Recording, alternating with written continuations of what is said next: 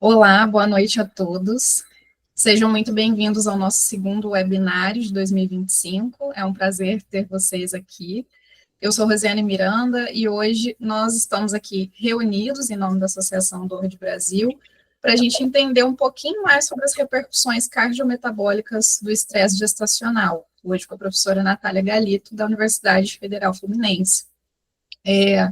Nosso objetivo hoje é criar um espaço de troca, né, de reflexão e aprendizado, e para isso a gente conta, né, com vocês. Então, antes da gente começar e antes de apresentar efetivamente a professora Natália, vou passar alguns recados importantes, né.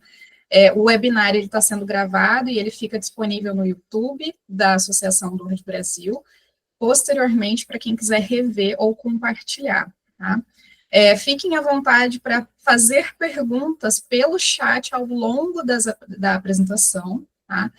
No final da apresentação, vocês também poderão abrir as câmeras e o áudio para fazer pergunta, mas, né, eu vou pedir para que hoje, depois vou relembrar, né, mais para o final, para que sejam bem sucintos nas suas perguntas, bem objetivos, para a gente poder respeitar o tempo do palestrante e o tempo dos demais também da nossa audiência, tá? A gente vai ter 15 minutos para perguntas e hoje a gente precisa respeitar esse tempo.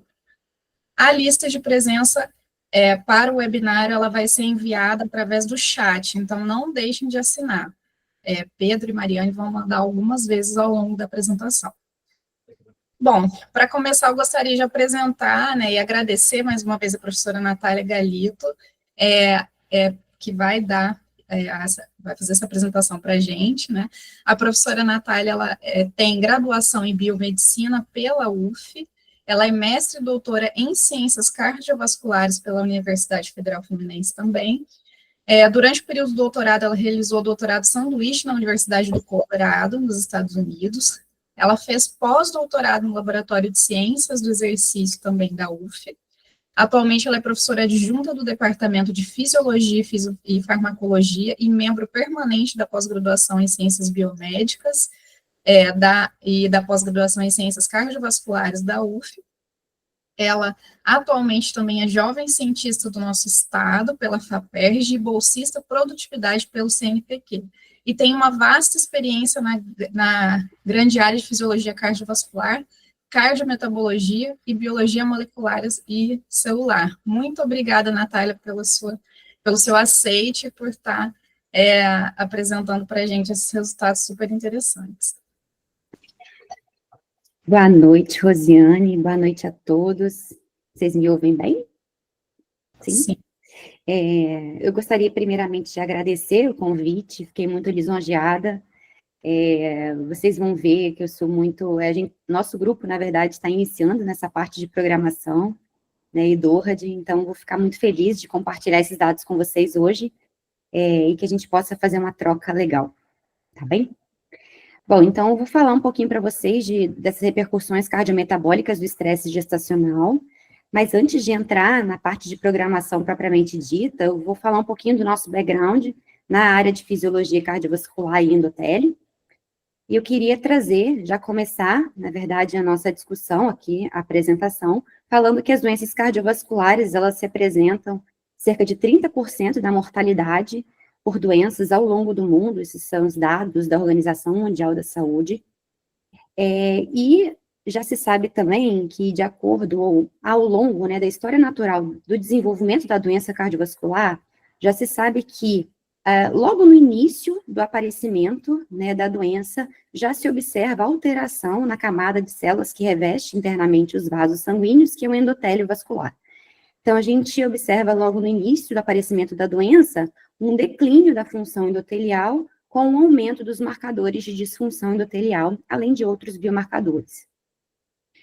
E, para trazer um pouquinho, né, à luz da discussão, o endotélio vascular é a camada de células que reveste internamente os vasos, então é o epitélio pavimentoso simples.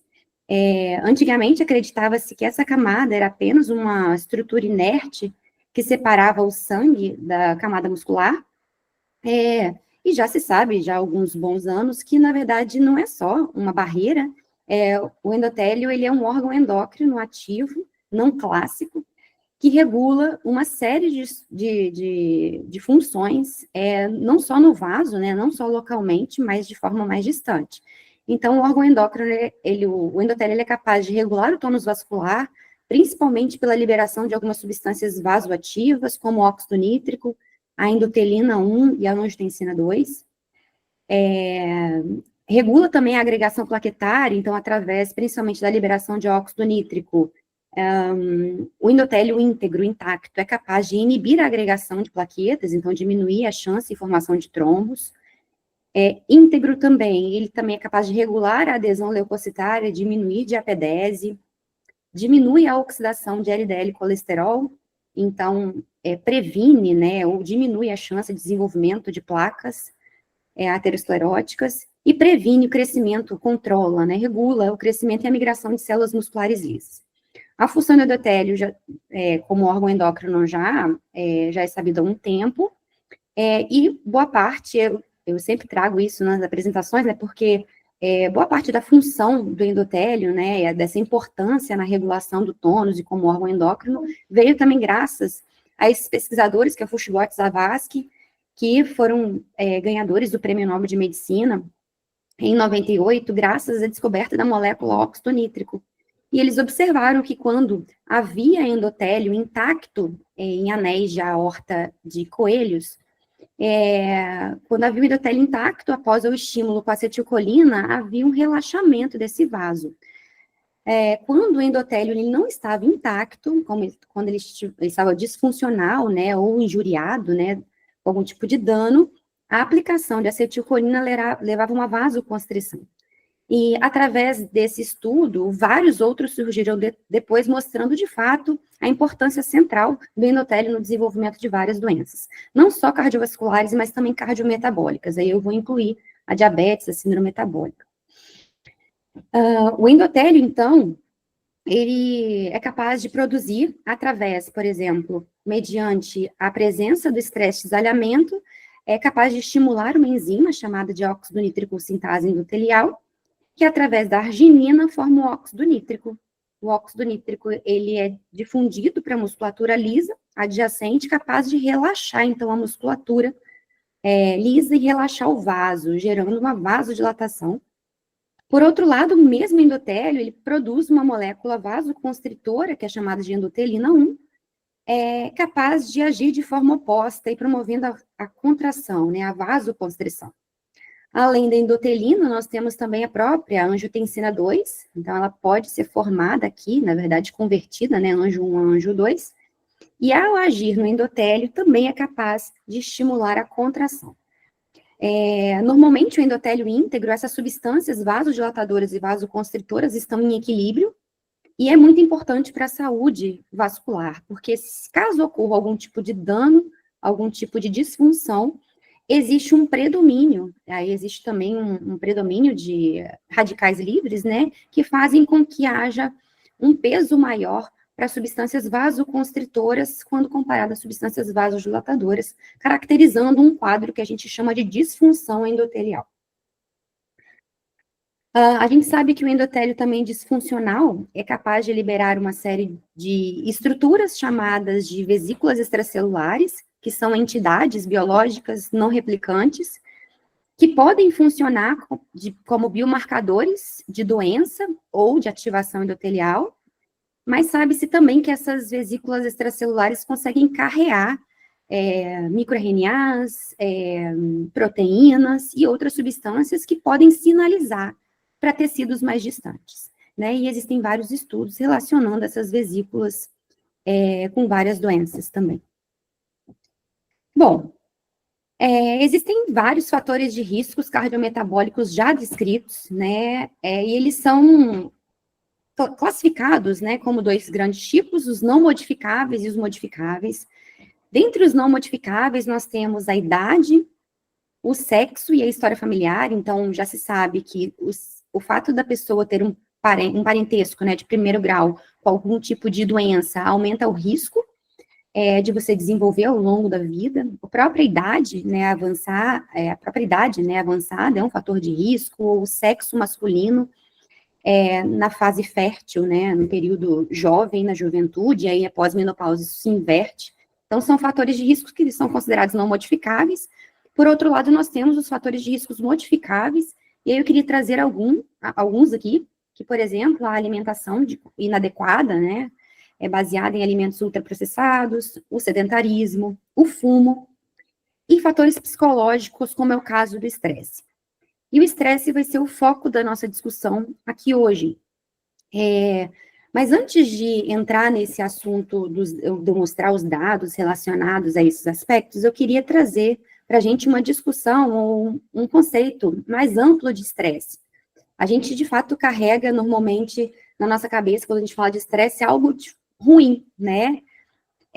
Sendo que, na verdade, o estresse ele é um estímulo, ou qualquer estímulo, capaz de causar alterações à homeostase do nosso organismo, o que pode possibilitar a adaptação ao ambiente.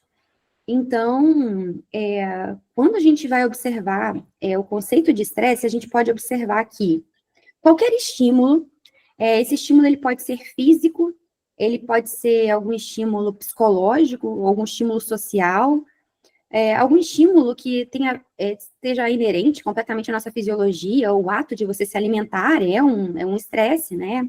Se você pratica exercício físico, também é um estímulo, algo estressor. Eventos ou algo violento, né? Algum tipo de assalto, enfim, também é considerado fatores estressores. O que se sabe é que, quando há um estímulo, normalmente, o nosso corpo ele lança mão de mecanismos que são chamados de mecanismos alostáticos, também chamado de alostase. E aí, nesse caso, se a gente for levar em consideração uma situação de um exercício, ou até mesmo uma situação de algum tipo de violência, um assalto, o nosso corpo, por exemplo, ele vai ativar mecanismos alostáticos como ativar o sistema nervoso simpático, vai atuar na redistribuição do fluxo sanguíneo para áreas, para tecido muscular esquelético, por exemplo, para tecidos, né, importantes para te preparar para uma reação de luta ou fuga.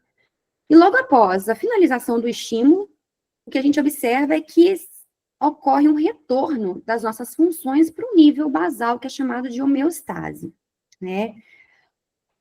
Só que existem algumas situações ao longo da nossa vida, fisiologicamente falando, que requer alguns tipos de adaptação. Por exemplo, mesmo após a gente ter alguns estímulos de mesma intensidade, mas com uma determinada frequência, como, por exemplo, a mudança para a puberdade, ou então um estado, uma gravidez, né? As grandes alterações hormonais desse período caracterizam estímulos estressores que requerem algum tipo de adaptação do nosso corpo. Então, novamente, o nosso corpo ele lança mão de mecanismos homeostáticos, entretanto, há a formação de uma nova base normal, né? E a gente fala que essa diferença da base inicial para a base nova é chamada de carga alostática, como se o nosso corpo lançasse mão de energia, né, para ativar esses mecanismos homeostáticos, eles voltam para uma nova base. E quando que é considerado, então, um estímulo estressor, ou quando o estresse, de fato, ele é considerado ruim? Quando, normalmente, a intensidade do estímulo, ela supera, ela ultrapassa determinados limites, a intensidade, a duração, e até o quão previsível é aquele estímulo, né? Ou quando ele supera esses aspectos, a gente observa que os mecanismos homeostáticos, os mecanismos alostáticos, eles não conseguem retornar completamente para uma nova base e gerar a formação de uma nova base, levando ao que a gente chama de sobrecarga alostática ou falha alostática, que é quando o nosso corpo ele não consegue, devido à intensidade do estímulo, por exemplo, ativar corretamente esses mecanismos. E nesse caso aqui, a gente tem sim o desenvolvimento de uma série de patologias, e aumentando também o risco para outras doenças, como é o caso das doenças cardiovasculares.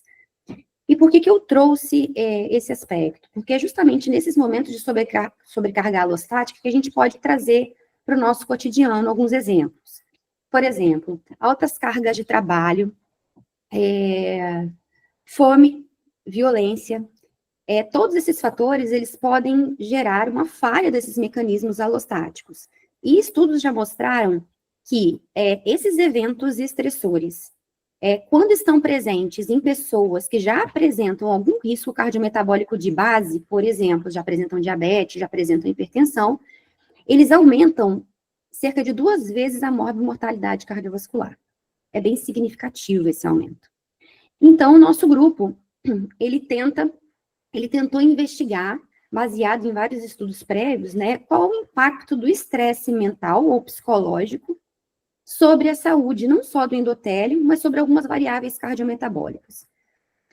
Um estudo publicado, ele é antigo, esse estudo, mas eu sempre apresento, devido à importância que ele tem, ele avaliou a função do endotélio através de uma variável chamada de dilatação mediada pelo fluxo, e ele induziu uma situação de estresse mental em indivíduos saudáveis, e eles viram que a função endotelial caía e permanecia baixa por até 90 minutos, ou seja, prejudicada em até 90 minutos após a sessão de estresse.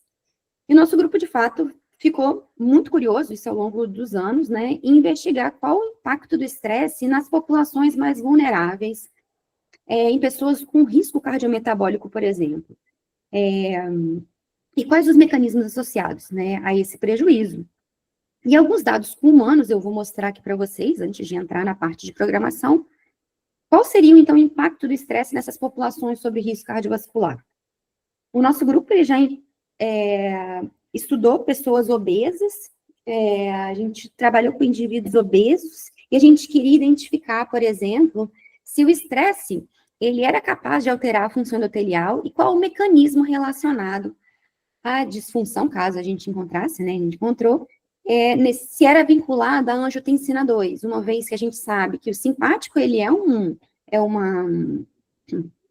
sistema que é ativado em situações de estresse, e o simpático, ele estimula a angiotensina.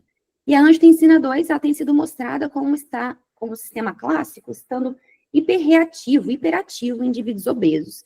Então, nossa hipótese é que essa angiotensina é responsável pela disfunção endotelial mediada pelo estresse. A gente foi, então, recrutou pacientes obesos e induziu uma sessão de estresse chamada de Stroop Color Word Test, que é um conflito palavra-cor que a gente fez em laboratório e avaliou a função endotelial antes, 30 minutos e 60 minutos após o estresse. E a gente observou o seguinte, que, tanto na sessão, numa condição que é chamada de condição placebo, quanto após a inibição do receptor tipo 1 da angiotensina, então após a inibição da angiotensina. E a gente viu o seguinte, que indivíduos obesos tinham prejuízo após o estresse, então o estresse gerava um prejuízo na função endotelial desses indivíduos, e que o bloqueio com a angiotensina impedia, na verdade, até melhorava a função endotelial. Essas mesmas alterações a gente observou também no metabolismo, na homeostase redox, então o estresse prejudicava a homeostase redox, e o bloqueio com a angiotensina reestabelecia essa homeostase. Também vimos um prejuízo na biodisponibilidade de óxido nítrico, e o bloqueio com a angiotensina reparava, né, restaurava. Então, a gente chegou à conclusão que a angiotensina, sim, tem um papel importante nessa resposta de disfunção endotelial mediada pelo estresse em indivíduos obesos. Chegamos a observar também, nesses mesmos indivíduos, que eles apresentavam, após o estresse, uma condição pró-coagulante. Então, o estresse aumentava o risco de eventos protrombóticos, através, principalmente, da redução dos tempos de coagulação, e o uso de ácido ascórbico prevenia esse risco, né? Bom, um pouquinho mais dos resultados que a gente observou com o estresse, a gente tentou estudar uma outra população também, de hipertensão resistente. A hipertensão resistente é um paciente, normalmente, que usa polifarmácia, que a gente fala, né? Usa vários medicamentos para controle de pressão arterial, de 3 ou 4 medicamentos, pelo menos, para controle da pressão. E a gente observou o seguinte, que nessa população, o estresse também gerava uma disfunção, mas que, nesse caso, se a gente aumentasse a biodisponibilidade de óxido nítrico pelo inibidor da fosfodiesterase, melhorava a função. Bom, isso gerou para a gente, na verdade, a gente estudou outras populações também, eu trouxe só alguns dados, mas para mostrar que o nosso grupo sempre teve interesse de estudar estresse e populações de risco.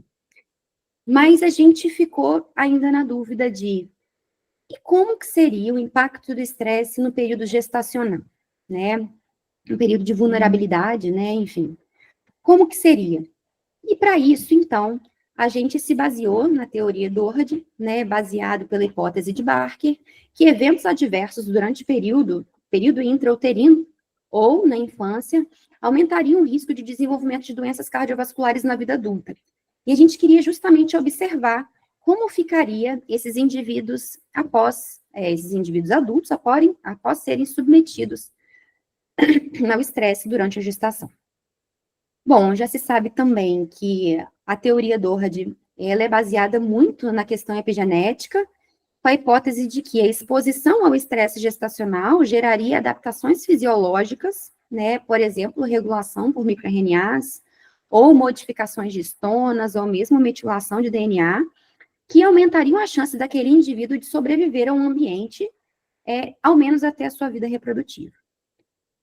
Então, para isso, a gente desenvolveu um protocolo experimental, e a gente avaliou as ratas, colocou as ratas para acasalar, na proporção de 2 fêmeas para um macho, e após a confirmação da gravidez, então, pelo lavado vaginal, né, e encontrar, então, o espermatozoide na lâmina, ou até mesmo pelo tampão vaginal, essas ratas, elas foram subdivididas em 2 grupos.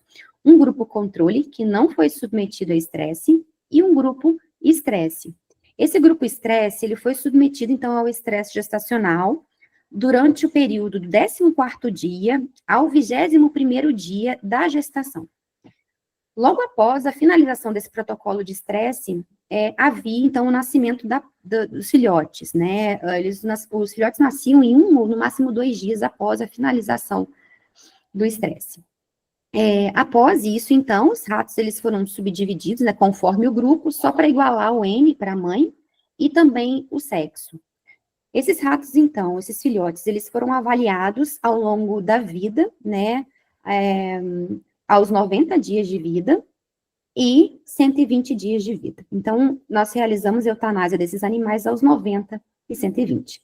Lembrando que as mães também foram eutanasiadas logo após o período da lactação.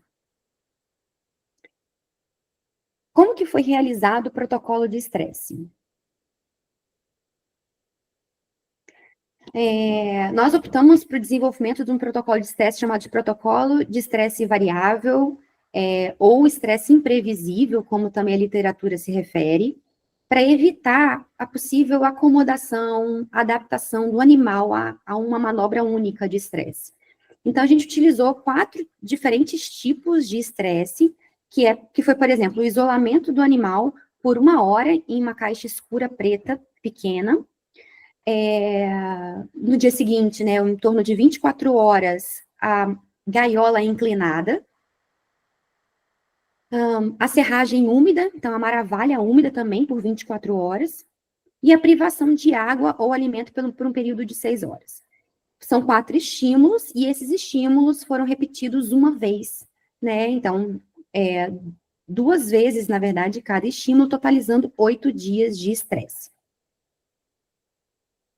Bom, logo após o período de estresse gestacional, como eu disse, as ratas mães, né, foram eutanasiadas, 21 dias após a lactação, então, 21 dias após o nascimento dos filhotes, então, logo após o período da lactação, essas ratas foram eutanasiadas, e a gente pode observar que o nível de corticosterona das mães estavam significativamente maiores do que do grupo controle, ou seja, o grupo estressado, das mães estressadas, tinham níveis maiores do que do grupo que não foi estressado. A gente avaliou, então, as mães, na verdade, eu trouxe alguns dados preliminares das mães, o nosso foco inicial foi avaliar a prole, mas a gente já tem alguns dados preliminares das mães, então eu resolvi apresentar aqui para vocês, lembrando que as mães, então, só foram eutanasiadas após o período da lactação. O que a gente pode observar nas mães, após esse período, é que, apesar da gente não observar alteração nos dados de reatividade, de relaxamento máximo da aorta, a gente viu um aumento na resposta constritora das mães submetidas ao estresse gestacional, quando comparados ao grupo controle, e essa resposta, ela também estava alterada quando a gente viu, a gente avaliou a via da óxido-nitricosintase, né? Quando a gente avaliou a enzima óxido-nitricosintase endotelial, principalmente a versão fosforilada, a gente viu que havia um prejuízo na óxido-nitricosintase endotelial fosforilada quando comparado ao grupo controle, que não foi, então, submetido ao estresse. O mesmo grupo de ratas submetidas ao estresse variável também apresentou uma agregação plaquetária superior ao grupo controle. Em relação às mães, ainda, elas também foram submetidas ao DEXA, um pouquinho antes da eutanásia, e a gente observou também que elas parecem ter uma densidade mineral óssea inferior ao grupo que não foi submetido ao estresse. Bom, os outros dados de mães eu não consegui trazer para vocês, né, mas eles estão ainda em análise.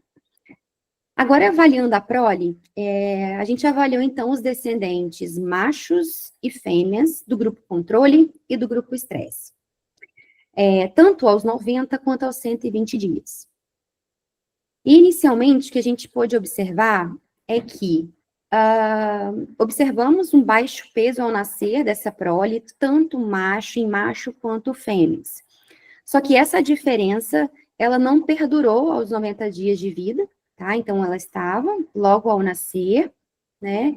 Mas ela não perdurou, pelo menos em fêmeas, aos 90 dias de vida e permaneceu em macho.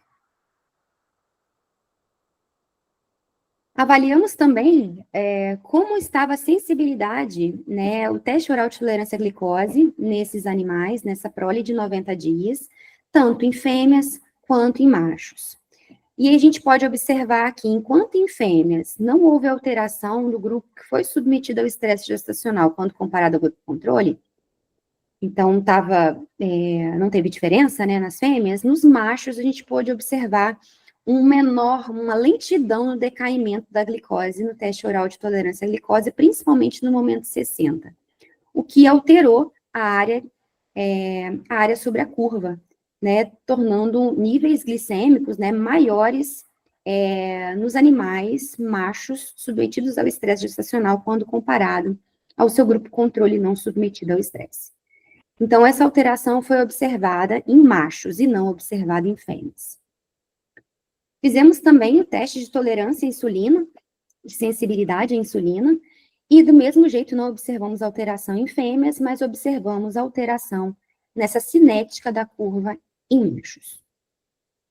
Ficamos curiosos para observar quais são, se tinha alguma repercussão, alteração das proteínas da via da insulina nesses animais machos e nas fêmeas, né, no fígado, e a gente observou que houve alteração na via da insulina, não só do receptor de insulina, mas no substrato do receptor de insulina, via da KT, no próprio PTP1B, dentre outros, o que poderia caracterizar, né, o que seria compatível a um quadro de resistência insulínica e observada principalmente nos descendentes machos, não foi observado nas fêmeas. Avaliamos um outro tecido também, com foco, né, cardiometabólico, então avaliamos também os cardiomiócitos, olhamos o coração, o ventrículo esquerdo especificamente, e a gente não identificou diferenças na via de sinalização da insulina, nem em machos, nem em fêmeas. Ou seja, a alteração que a gente viu foi específica no fígado, não foi vista, por exemplo, no coração, então nem de macho, nem em fêmea. Sugerindo que essas alterações são tecido específicas, né? Bom, mas não paramos por aí.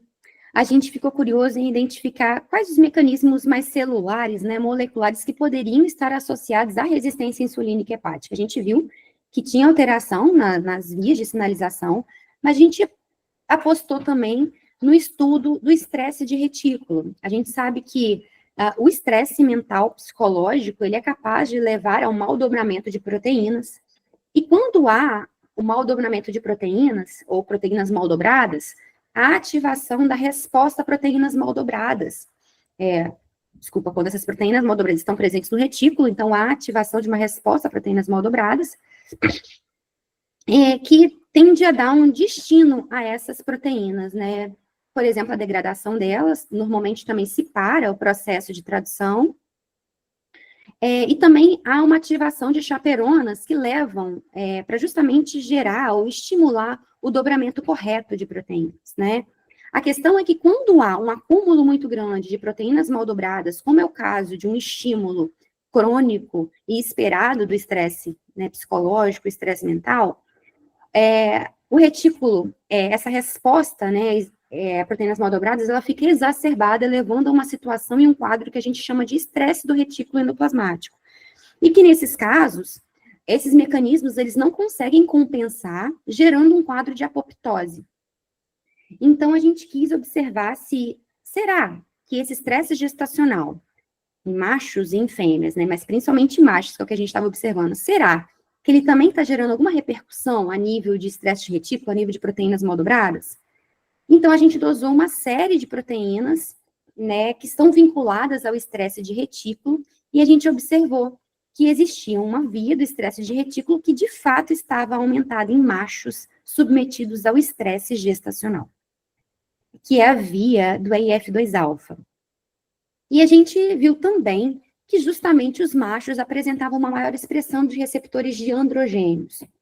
E aí a gente conseguiu fazer, de fato, um link interessante, que justamente a maior expressão dos receptores de androgênios, principalmente através do PKR, estimula a expressão de EIF2-alfa, que é justamente aquela via aumentada, e que está intimamente associada à resistência insulínica. Então, e essa alteração foi observada principalmente em machos, né? Então, é justamente o que a gente precisava, o que a gente demonstrou ter ligação da via de estresse de retículo com a própria resistência insulínica, com essas alterações metabólicas. Bom, além disso, a gente quis investigar como que estava o sistema renina-angiotensina desses animais, especialmente no fígado. Uma vez que a gente sabe que o sistema renina-angiotensina está intimamente associado ao desenvolvimento de doenças cardiometabólicas. O nosso grupo já estudou isso em humanos e viu que ele é responsável por desencadear muitas respostas do estresse. Como que estaria o sistema renino nesses animais, né? Sistema renina-angiotensina. E ao avaliar os animais de 90 dias, os filhotes de 90 dias, tanto do sexo feminino e masculino, nós não observamos alterações no sistema renina-angiotensina.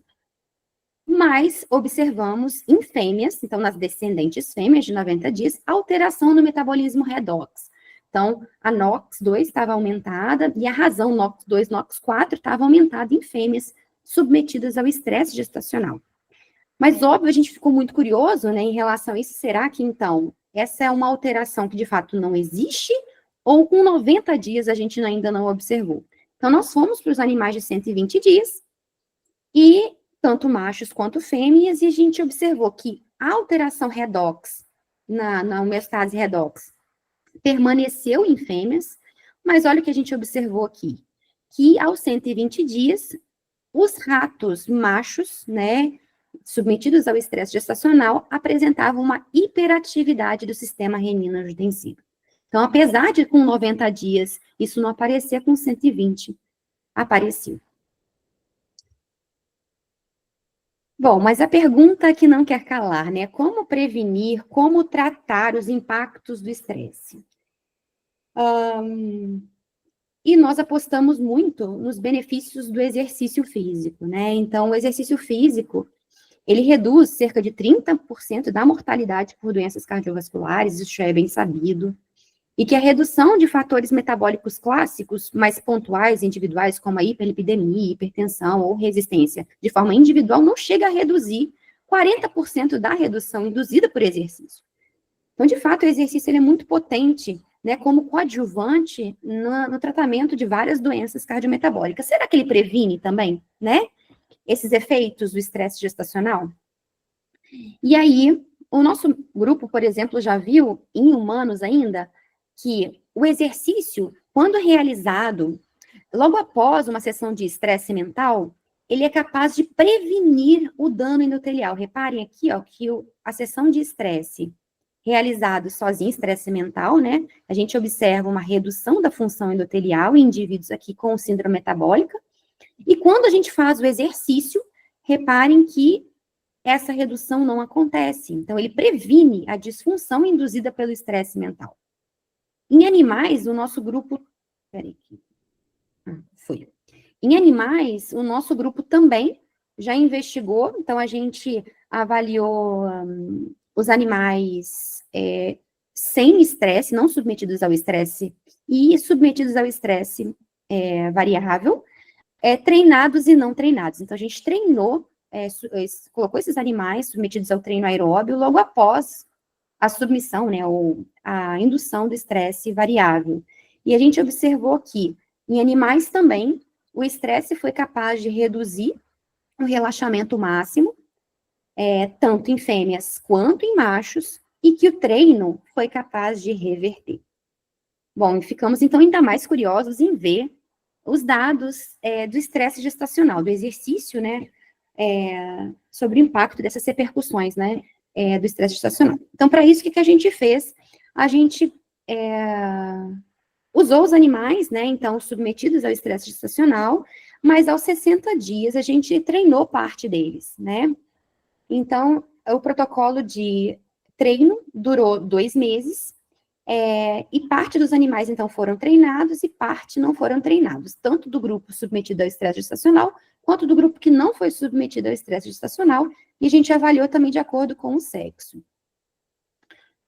O treinamento físico, então, durou 8 semanas, 30 minutos cada, 60 minutos da velocidade máxima, 5 dias, né, 5 vezes por semana, e a gente realizava o teste de esforço máximo no início do treinamento, no meio e no final do protocolo, no meio, principalmente, para fazer ajustes, né, de carga. E o que a gente encontrou? Primeiro, que a gente encontrou que o treinamento foi efetivo, tanto em machos quanto em fêmeas, então aqui nós temos os dados de fêmeas e aqui nós temos os dados de macho, e a gente observou, de fato, um aumento na velocidade, tanto em machos quanto em fêmeas, após o treinamento físico, determinando, pelo menos, a efetividade do treinamento nesses animais.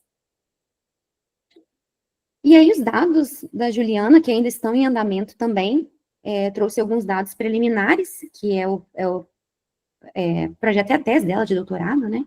E a gente não observou grandes repercussões na massa corporal, ou seja, o treino não teve impacto na redução da massa corporal, nem em fêmeas e nem em machos, mas a gente observou que o estresse, ele foi capaz de aumentar a gordura corporal desses animais estressados, no caso as fêmeas, e o treinamento foi capaz de reverter. Então, esse símbolo se refere ao grupo treinado. Avaliamos também a aorta desses animais, então agora aos 120 dias, porque eles treinaram dos 60 aos 120, tanto então no grupo nas fêmeas quanto em machos, e ao avaliar a reatividade vascular na aorta, a gente observou uma redução da reatividade vascular, na verdade do relaxamento máximo, no grupo que foi submetido ao estresse, e o treino novamente recuperou, né, reverteu, observamos a mesma coisa em machos. Então, esse dano provocado pelo estresse na reatividade foi observado tanto em fêmeas quanto machos, e o treino, nos 2 aspectos, reverteu esse dano. Observamos também uma análise talvez um pouco mais molecular, né, avaliamos na aorta também, fizemos o Western blot para avaliar a expressão proteica, e nós vimos que a via da enóis estava prejudicada nesses animais que foram submetidos ao estresse gestacional, mas o treinamento foi capaz de recuperar, principalmente em fêmeas, mas em machos também algumas variáveis foram capazes de serem recuperadas com o treino. Vimos também alteração na via oxidante, eu não consegui colocar todas as proteínas que a gente avaliou aqui, mas podemos observar alteração na catalase, né, em machos e fêmeas, e o treino, novamente, foi capaz de recuperar essas proteínas, né, essa enzima antioxidante. E a própria GPX sendo alterada principalmente em machos, e o treino sendo capaz de reverter. Então, de forma resumida, o que eu queria trazer para vocês é que a gente tem observado, os dados, como eu disse, muitos deles ainda estão em análise, mas o que a gente tem observado, ou pôde observar até agora? Primeiro, o estresse gestacional, ele foi capaz de induzir um quadro, um fenótipo de resistência insulínica no fígado de machos, induzir uma hiperatividade do sistema renina-angiotensina, principalmente em machos também, alteração no estresse de retículo endoplasmático no fígado de machos, um desequilíbrio redox em ambos os sexos, uma menor reatividade vascular e um prejuízo na via da enóis também em ambos os sexos. E por enquanto que a gente conseguiu analisar do treino, né, do efeito do treino, é que ele melhora a reatividade vascular, ele recupera, parece recuperar, né, a via da enóis do óxido nítrico e restaura a homeostase redox. Isso em ambos os sexos, né? Como eu disse, os dados estão em processamento, a gente está para avaliar, por exemplo, os dados de eco feitos nos animais, que a gente ainda não tem, vamos ver. Aí são cenas dos próximos capítulos. E aí eu trago só um último slide, a gente, na verdade, é mais provocativo, né? Porque a gente sabe que esses fatores epigenéticos, e não só a partir dos nossos estudos, mas de todos os da área DORD, que eles têm um papel importante no desenvolvimento de doenças cardiovasculares, eu acho que cabe a nós agora classificar se seriam não modificáveis ou modificáveis, né? Mas é muito importante a gente considerar, sem dúvida, esses fatores de risco, né, ou pelo menos os epigenéticos, como parte aí desses fatores que já estão bem descritos na literatura. Bom, o que eu tinha para trazer para vocês é isso. Eu queria agradecer muito a oportunidade de trazer um pouquinho dos dados, agradecer também muito a professora Renata, que está aqui, que ela, inclusive, que nos deu, nos colaborou com a gente, nos convidou para participar desse protocolo de programação metabólica. Como vocês podem ver, a gente trabalha principalmente com a parte humana, né? Então, há pouco tempo, foi principalmente na pandemia, que a gente começou a trabalhar com a parte de animal e programação. E o professor Antônio, né, que divide essa árdua tarefa, né, de coordenar o laboratório junto comigo.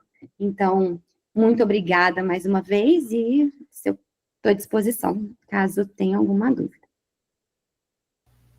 Muito obrigada, Natália. Excelente apresentação, ótimos dados. Foi bom que você falou das repercussões e também nos deu já a solução, né, que é o exercício físico. Eu posso tirar aqui? Pode, por favor. Tá. Pessoal, vocês podem fazer perguntas. Quem quiser fazer pergunta pode levantar a mão, né? Ou então fazer perguntas pelo chat, por favor, tá? Natália, vou aguardar as perguntas do pessoal. Só uma dúvida que eu fiquei, uma pergunta, né? Uma curiosidade. Esse protocolo de estresse que vocês fazem, ele altera, por acaso, a quantidade de filhotes por ninhada ou não chega a acontecer? Não. Os nossos filhotes, o valor aproximado, né, de filhotes que a gente teve é em torno de 8 a 10. Uhum. Não alterou o número. Alterou. Excelente. A Gabriela levantou a mão. Gabriela, por favor, pode fazer sua pergunta. Olá, me escutam? Sim. Tá bem. Boa noite a todos. Obrigada pela palestra, Natália, foi excelente. Eu trabalho com estresse, mas estresse não natal. Então, eu fiquei muito curiosa, porque essa semana mesmo a gente discutiu no laboratório um artigo sobre estresse gestacional. Então, sabe, tá tudo muito fresco. Então, realmente foi muito interessante. E mesmo que a gente trabalhe com outros modelos, né, outro modelo, né, eu trabalho com separação materna, então eu trabalho depois que eles já nasceram, mas fico muito curioso, assim, de ver como se relaciona. Já trabalhei com exercício, também avaliando na prole, então foi muito bacana. E eu fiquei só com algumas perguntas, porque agora eu vou trabalhar com a mãe mesmo. E uma dúvida, só por curiosidade, qual que é a idade das mães, assim, que quando você induziu a gestação nelas? Eu pergunto porque é uma coisa que vai fazer diferença no meu projeto, eu fiquei com essa curiosidade. E como tu avaliou a prole com 90 e 120 dias, eu me pergunto se tu já avaliou eles com outra idade, assim, anterior, sabe? Para ver mais ou menos em que momento que acontece, sei lá, se em algum momento as fêmeas, elas têm algum tipo de desordem que depois é normalizado. Fiquei com essa curiosidade. Obrigada. Nós acasalamos as ratas em torno de 60 dias de vida. E aí, a partir daí, a gente, logo só depois da confirmação, né, que a gente separou os grupos, a confirmação da gravidez, né? Então, foi nessa idade. E a gente avaliou, sim, com 21, 60, 90, 120. Os dados de 60 eu não vou te saber dizer, porque eles estão congelados. Eu não sei. Os de 21, a gente conseguiu avaliar algumas coisas pequenas, mas a gente... por que a gente priorizou 90 e 120, na verdade? Eu posso até te dizer que, no caso dos de 21, a gente viu muitas alterações que pareciam inerentes à própria lactação. A gente viu alteração no perfil lipídico, tanto de machos quanto em fêmeas, tá? Mas eu não vou te precisar qual variável mudou em qual. Não sei, alguns foram HDL, outros foram índice, tá? Eu não sei de cabeça aqui, mas teve alteração no perfil lipídico. Mas a gente teve um probleminha, um viés, o viés nosso foi a nossa... Infelizmente, a gente não conseguiu avaliar o leite da mãe, que eu acho que era muito importante avaliar. Como a gente fez no período da pandemia, esse protocolo foi desenvolvido em 2021, começou março, abril de 2021, e a gente foi finalizar esse protocolo setembro, outubro de 2022. Então, assim, foi mais de um ano e meio, né, no biotério, mas porque também a gente decidiu fazer esse treinamento no meio do caminho, né, então mas deu certo. Agora, a gente, infelizmente, não conseguiu uma colaboração na hora para fazer essa análise do leite, e também porque a gente, de fato, não tinha muita experiência para tal. Então, eu acho que seria muito interessante a gente ter visto essa composição do leite, para identificar o porquê que os animais de 21 dias apresentaram, porque isso pode estar completamente inerente à lactação, né? As mães, elas foram diretamente submetidas ao estresse. E a outra pergunta foi em relação a se tinha alguma diferença em fêmea, né? Não, na verdade, foi essa questão de ver se, em relação à idade, daria de ver em que momento que teve... Não sei se daria de ver se as fêmeas foram ou não afetadas, porque ficou mais claro que os machos foram mais afetados. Né? Os machos foram mais. A gente viu a maior parte dos achados nossos, principalmente voltados para fígado, que os machos foram afetados. Nos vasos, a gente está observando quase que igual, macho e fêmea afetados. O que, por exemplo, o que eu consigo te afirmar no momento. Então, a gente avaliou, por enquanto, o fígado, a gente avaliou a aorta, né, tanto em reatividade, e agora o Western blot, pelas vias da enóis, né, de homeostase redox.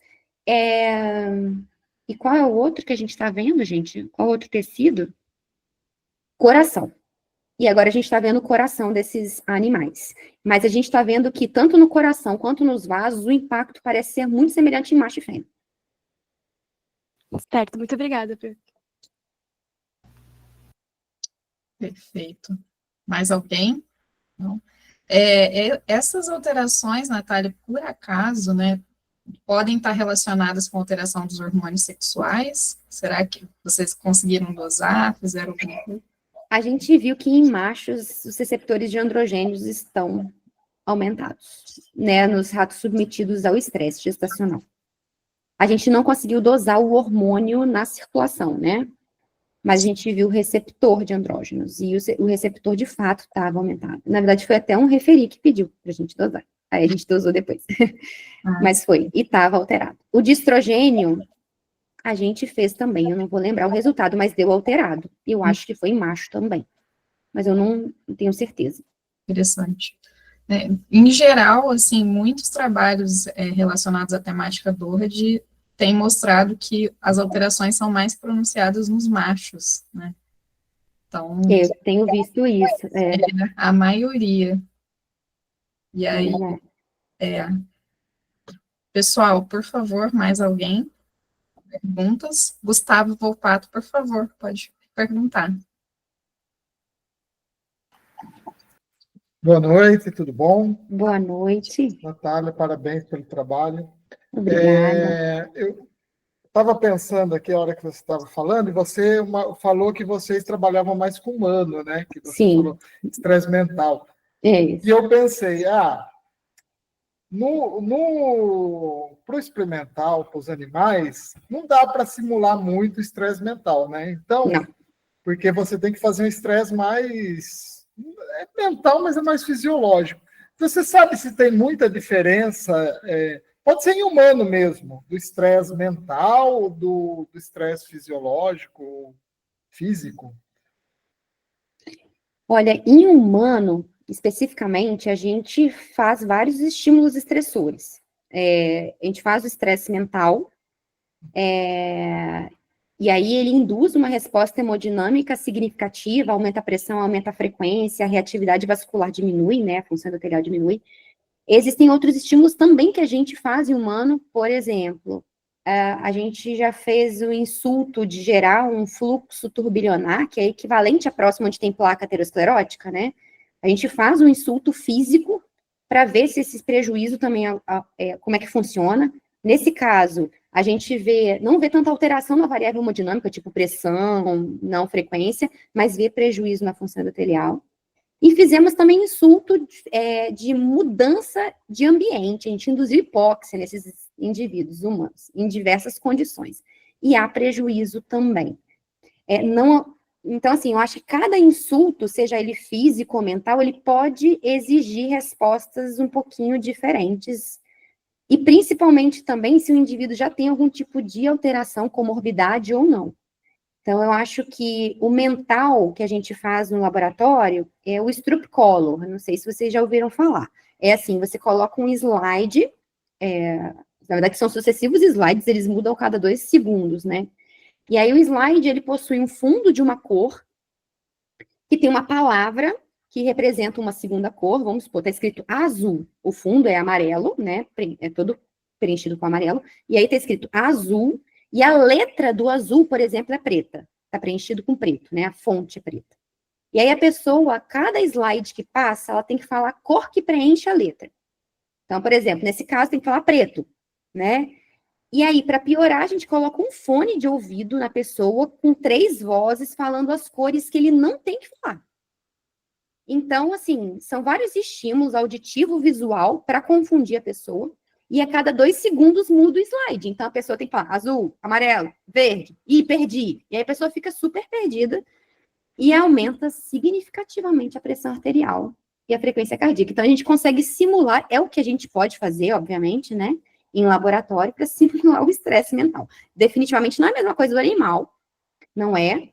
Nesse caso do animal, o que a gente tentou se preocupar ao máximo é tentar fazer um protocolo variável, justamente para não permitir a acomodação do animal, né? Porque a gente ficou com receio de induzir esse protocolo por 8 dias, vamos supor, por contenção ou qualquer outra manobra, e ele acabar se acostumando fácil, né, àquela resposta. Então, a gente acabou optando, e já tem na literatura vários artigos aí mostrando. Eu não sei se eu te respondi, Gustavo, mas, assim, que eu quis dizer que, né, cada um evoca uma resposta, acho que um pouquinho diferente. Eu imagino que seja difícil simular, principalmente o mental em animal, né? E uma das perguntas que eu ia fazer, eu falei os tratamentos, né? Daí você já falou bastante do principal, assim, que o pessoal sempre usa. Primeira fonte de tratamento é o Não farmacológico. não farmacológico, apesar que hoje em dia você vai em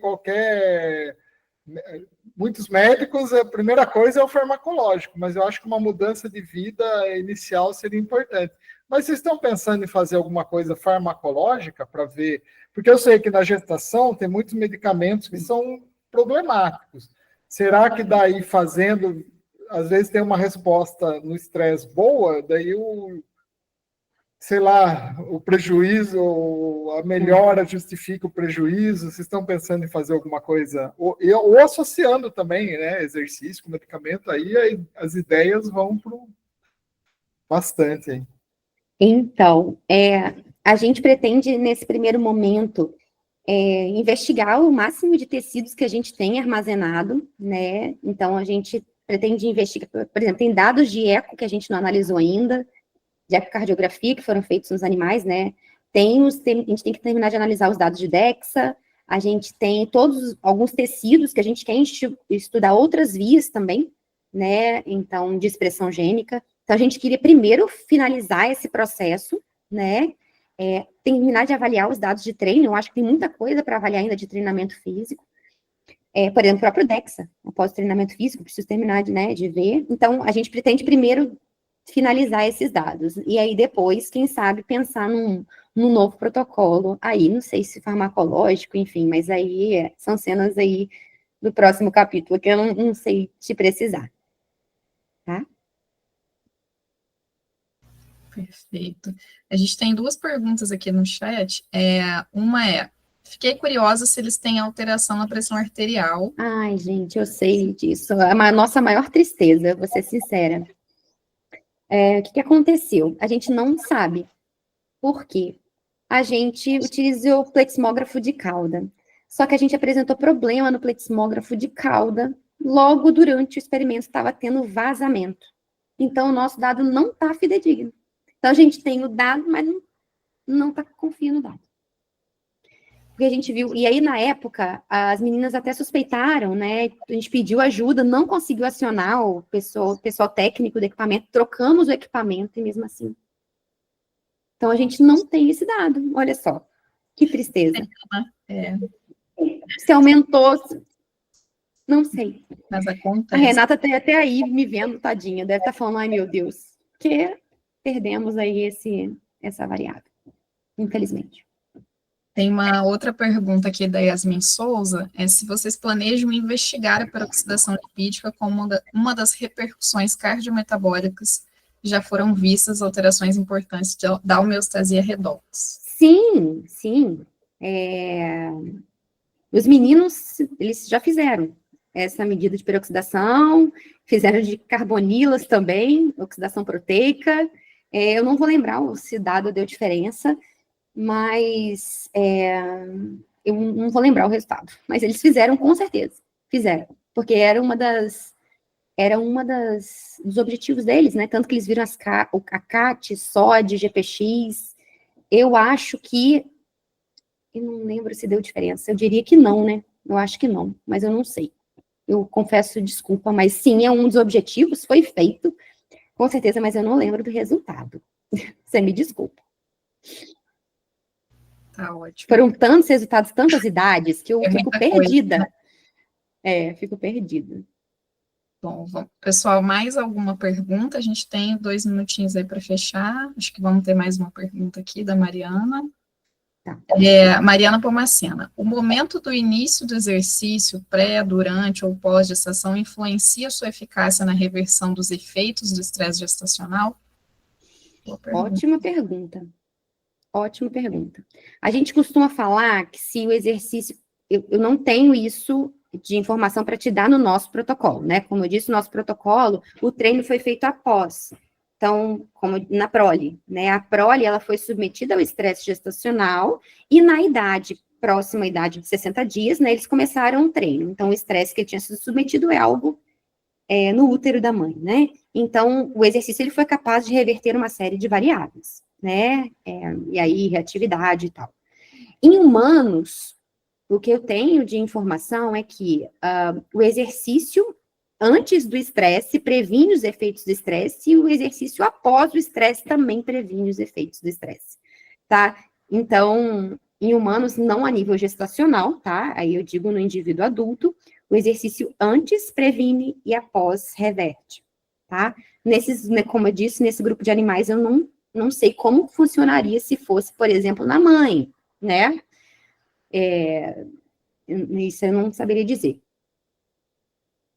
Mas eu sugeriria que o exercício, eu acho que ele tem efeitos positivos independente da ordem. Sim. Tem alguns trabalhos que mostram, sim, que o exercício físico durante a gestação, o exercício físico moderado, ele auxilia na reversão de algumas alterações. Tem estudo do professor Paulo Matias, lá da UEM, que já demonstrou isso, é bem interessante. O estresse, Rosiane? Não, com outros fatores, né? Não só não estresse, tá. mas o exercício físico consegue modular, principalmente em relação à resistência à insulina. Então, assim, não é à toa que é recomendação, né? Durante a gestação, não parar o exercício ou estimular a realização de exercício, principalmente aeróbico, nessas mulheres. Não é especificamente para estresse, mas para dietas, restrição, enfim. Controle até da diabetes gestacional, para quem tem, né? Exatamente. Então, Gustavo, por favor. Só entrando na discussão aí do exercício, né, que eu trabalhei muitos anos com exercício, e a gente fez com ratas diabéticas, né? E a gente fez um protocolo de natação. E melhorou algumas coisas, piorou outras, porque depois a gente foi ver que esse exercício ele estava de moderado para intenso, né? Principalmente por causa da rata engordar durante a gestação, ela tinha mais dificuldade. Então, daí a gente viu principalmente perda de peso dos fetos, por causa que a energia do exercício que ia para o feto. E daí a gente fez também um protocolo de exercício antes da prenhez. Então, eles ficaram nadando antes, um mês antes e depois durante a gestação. Algumas coisas melhoram e outras não, porque como elas já estavam fisicamente adaptadas ao exercício, o exercício não fez tanto efeito. Então, daí talvez teria que aumentar a carga durante a gestação para o exercício ter o efeito. Mas algumas coisas, mesmo assim, melhorou. Então, depende da variável que você vai avaliar. Muito legal, né?